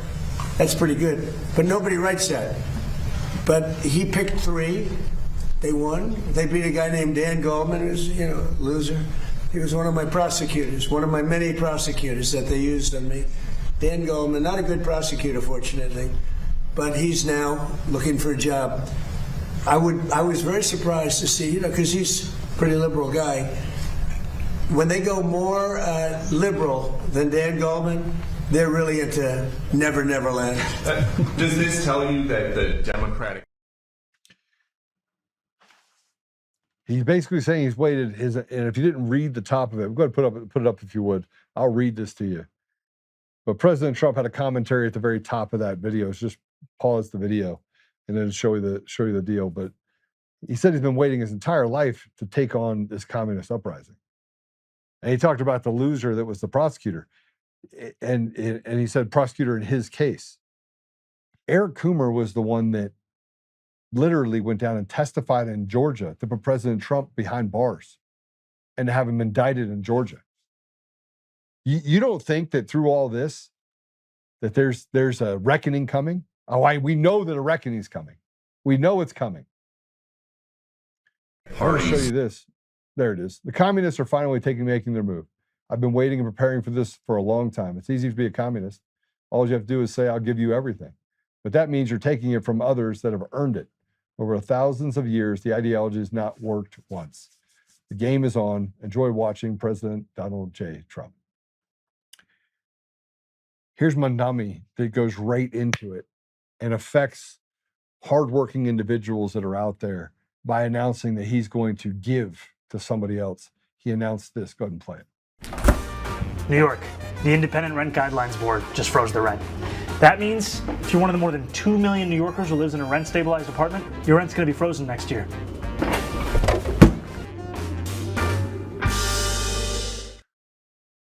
You have to go up, guys. All right. So how do the landlords keep up with the maintenance, the taxes, all the other stuff? So they don't care because the system is designed so that those companies like Mamdani can swoop in and steal it. Take it from them. Remember, that's why you have property tax, because you're renting it from the government. You're renting your home from the government. So anytime you don't pay it, they're going to come take it from you. They don't care what kind of mortgage you have on it. They don't care what kind of upkeep. They don't care what you have to do in order to maintain that building. They're going to tell you that you can't charge them another dollar.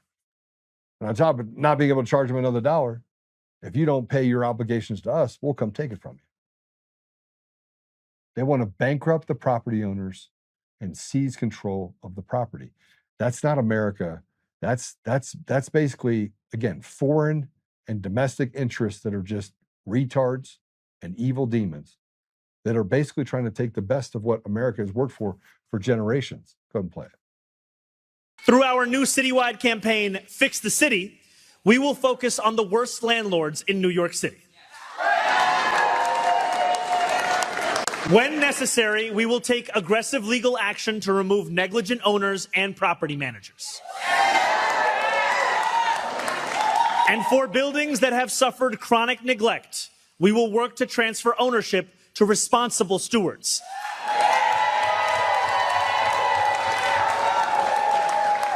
Stewards that include community land trusts, nonprofits,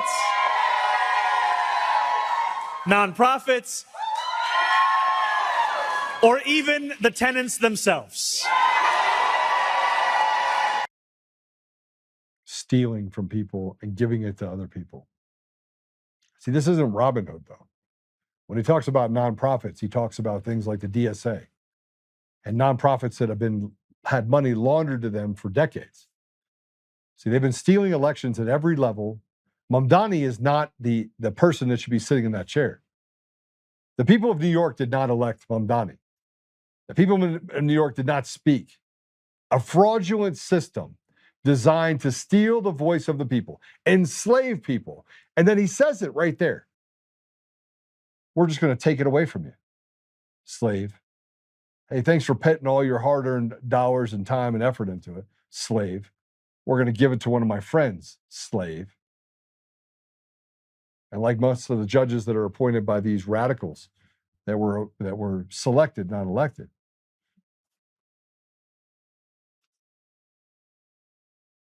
the judges are going to just do the bidding of these people in order to steal what is left of the American dream.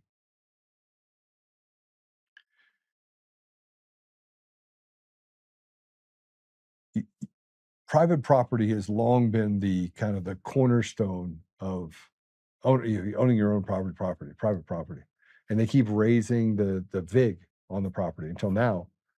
It's more than what the property sold for when they were built, just in property tax.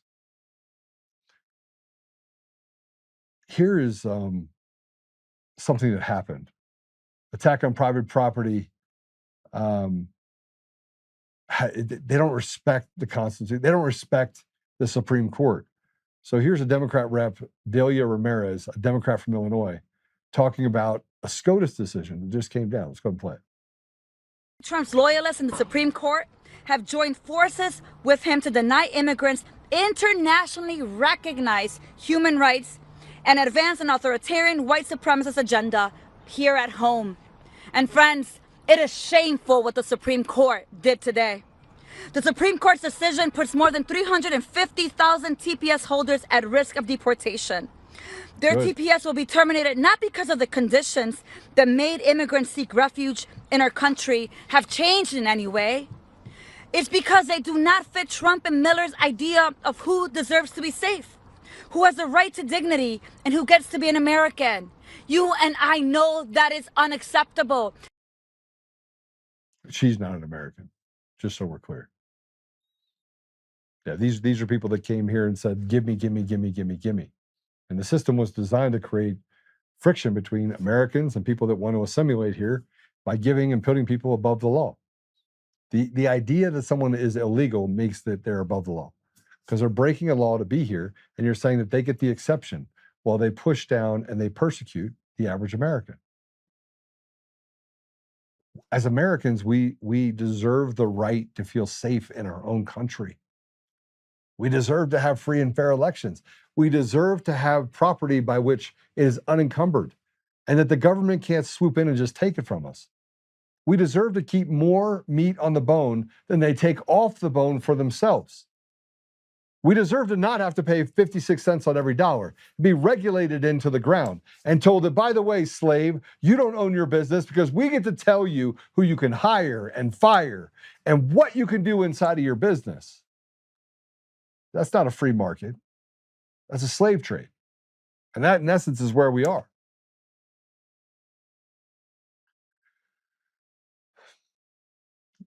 I want to put this up here.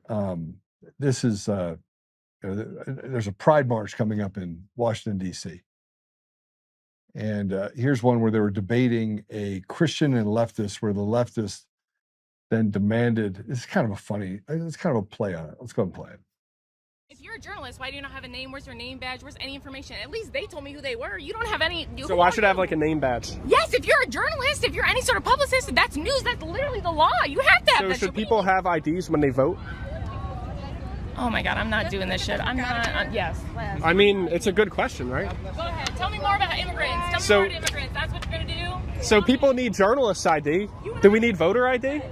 Let me know what you think in the comments below, and like and share this video if you find that pretty interesting. I want you to be aware of where we are. That everyone's talking about the stolen elections. Anyone that tells you the elections are good, they're lying. President Trump knows. Everyone knows. The DOJ knows. Everybody knows. The attorneys know. Coomer knows he's in trouble. He knows he's in trouble. And the people that are watching my show that give me the thumbs down, have their little buddies put their thumbs down, I don't care. The truth will set you free. I think you should turn state's evidence, go talk to President Trump and roll over on everybody else. Save yourself. I mean, Coomer, you're really good at saving yourself. Maybe if he rolls over, he can save himself. And, easy peasy. We're at this place right now where we're at odds with just basic dignity, how we treat Americans. Basic. It's the haves versus the have-nots. It's the take from one, hand it to the other, act like they're Robin Hood, when really they're just robbing the hood. That's the reality. They're stealing and taking what was never theirs to take. All right, let's look at some comments here for a minute. Notice how the Dems ignored the law. Yeah, they do. Will Trump Tower be the first building he takes? Probably. Probably. But there are no rules. It's a lawless society. You got judges doing whatever they want, making rulings that, frankly, are antithetical to being a good human. If you're in Denver, they have the America Fest or whatever that's going on this weekend. Nick Shirley is here. Laura Logan, I think, spoke earlier, or she was speaking when we were on. Tina Peters will be there. So make it over there. I will not be there. I got a lot of other stuff to do, frankly. Apple Podcasts, Google Podcasts, Spotify, Pandora, iHeartRadio, TuneIn, and more. You can also see us on Roku. We've got a bunch of stuff that we're going to be doing and a bunch of changes coming that we've been just discussing with Peter and others. So remember, go give us a 5-star review, do all the fun stuff, be the ambassadors of truth, and let me know what you think. I really like to, Mamdani is a jihadist, not a socialist, sadly. I would agree with that. Gammy, I would agree with that. All right, let's pray it out. By the way, I hope you guys have a great weekend. Lots of crazy stuff happening this weekend all over the country. To my buddy Mark, who's down in Dallas, I was going to get on a plane and come down there, but the stuff that happened, I will not be there. I'm going to take a rain check on it, but it'll be good to see you. Maybe I'll take a trip to Tennessee, tell you what we're doing. Yeah. To those of you that support Tina, keep supporting Tina. TinaPeters.us. Okay. Father God, thank you for the opportunity to be here today. We often say, Father, pray, stand, speak, act. Pray first. Bring it to you. Stand up. Speak the truth. And then act in that truth. We know that faith without works is dead. We know that the enemy of the people and the enemy of the bad people is the truth. We recognize that standing up does have a cost.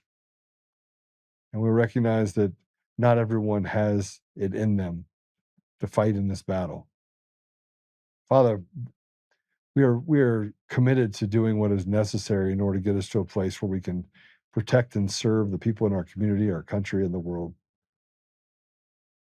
To resist and push back and destroy the evil that has tried so many times to take over our communities and our country.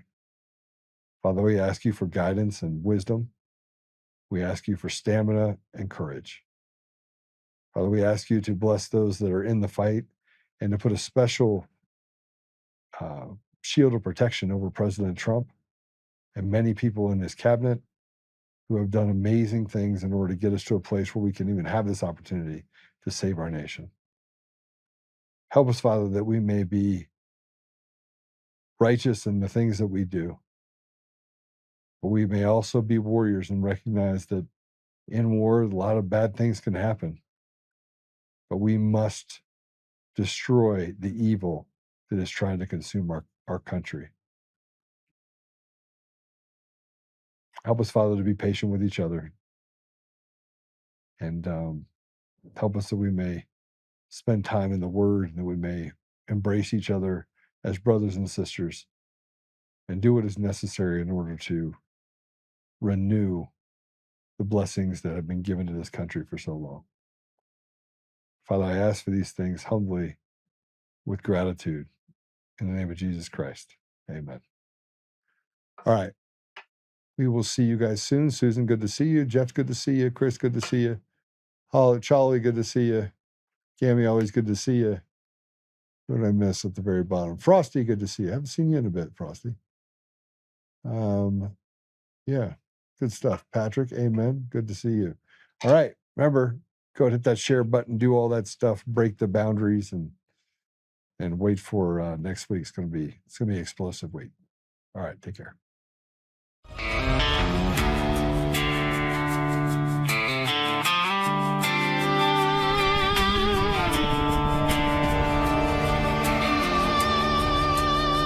Rise up untamed, in the heart of the fight where the wild ones roam. Joe Oltmann's calling, bringing truth back home. From conservative daily to this untamed fire, we shatter the silence, lifting spirits higher. No chains can hold us, no lies can prevail. Authentic and fearless on this rugged trail. Patriots gather under stars and stripes. Untamed nation, igniting the night. Untamed nation, let the truth roll out in this land of the free. Standing proud from sea to shining sea, we won't back down.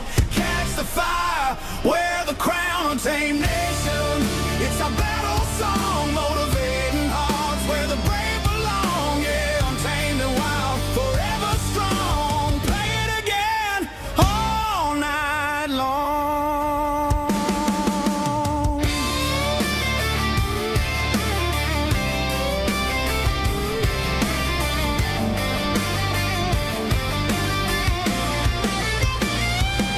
Break the mold, chase the real.